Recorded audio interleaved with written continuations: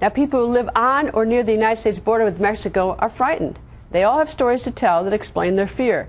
You're about to meet a rancher, Dr. Michael Vickers. He lives 69 miles from the border, and he's seen a lot of crime on his ranch. We must warn you, though, some of the pictures he shows us are disturbing. Where is your ranch in relationship to the border? My ranch is actually 69 miles north of Reynosa, Mexico, of the border. Now, the reason I ask this, and I have a rather gruesome picture, this is a skull. Where was that found, sir? This is actually the skull of a woman that was murdered on my ranch. My wife came home from the grocery store one afternoon, and my dogs had drugged this head up into my yard. Any idea when that was buried in your yard? No idea, but we found her body the next day. She had a compound fracture of her tibia, and there's no question that she didn't walk out there with that. Somebody beat her up, probably sexually assaulted her, and left her there to die. All right. Now, do you have any reason to believe that this woman was from Mexico and come across the border? We had no idea. She left no identity there. Whoever did it to her probably took her identity with them. This picture right here, do you know where that was taken or what that's a picture of? Yes, this was a picture of a dead person tied to a tree that was found just a couple of miles south of where I live. At that particular time, we had no investigator for our sheriff's department. We don't know what the motive was or what happened to him. Do you know where he's from? I mean, what country, idea. what nationality, anything idea. like that? Just found him in the area. Yeah, just found him. What is that a picture of? This is a picture of a ranch on fire, actually caused by a vehicle that was smuggling 21 illegal aliens, most of them from India. They were traveling at a high rate of speed. The DPS checked them at 117 miles an hour. Border Patrol were in pursuit. The vehicle left the roadway, tore out the rancher's fence, and it was so hot it started a ranch on fire. The vehicle actually caught on fire. And the Border Patrol were lucky to get the 7 people inside the vehicle out before it blew up. This is something that we have to deal with on a frequent and regular basis. Now, you say they're from India.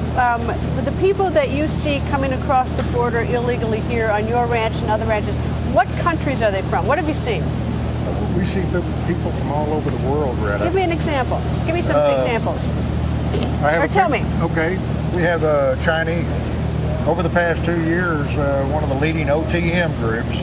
OTM meaning what? Other than Mexican. This is a connotation of the Border Patrol label people that are not from Mexico. A large percentage of them have been Chinese. Also, here recently, within the past year, India.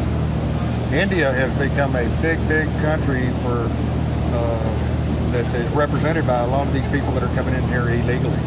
A large number of Indians. And during our last border operation, Texas border operation back a month ago, a group was caught. We identified the group, saw them coming through a trail, got the Border Patrol in a timely fashion. They apprehended most of the group, and a large number of them were from India and China. So those are just a couple, but they're coming from the Dominican Republic, every country in South America, Central America, Pakistan, and other countries that Border Patrol labels special interest countries. Okay. Now, the next picture I'm going to warn the viewers they may not want to look at because this one's particularly gruesome. But tell me, now the viewers have a chance to look away, what is this a picture of? This is a dead illegal alien that was found on private property in the area that we conduct our operations. How far from the border about? This was about 70 miles from the border. About how long ago? Probably about a year ago. And how do you know this is an illegal, that this person is illegally in this country? Well, this is a common pathway. This is a pathway that is frequently used by illegal aliens. I don't think there was any identification on this child. This kid, I think, was 12 years old. And quite frankly, a lot of children are coming now in these groups, and some of them are being left behind to fend for themselves if they can't keep up with the group. And this is probably what happened with this young man right here. Tell me what these 2 photographs are. First of all, this man here, what is this? This guy is a drug smuggler. His picture's been taken by a special camera.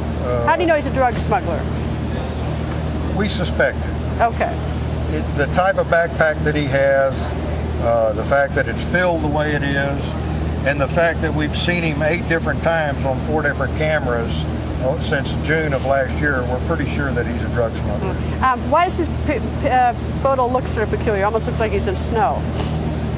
I'm sorry? It almost looks like he's in snow. That picture, is it a special camera or something? Yes, these are some special cameras that are actually owned by the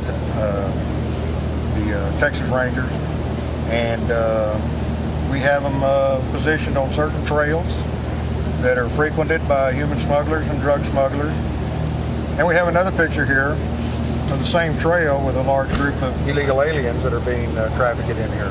And I take it that now is a trail that's monitored so that people using that get arrested? This trail is monitored by the Governor's Command Center in Austin for border security. It's monitored by the Border Patrol. It's monitored by our Texas Border Volunteers. And in most cases, we try to get people or the drug smugglers apprehended.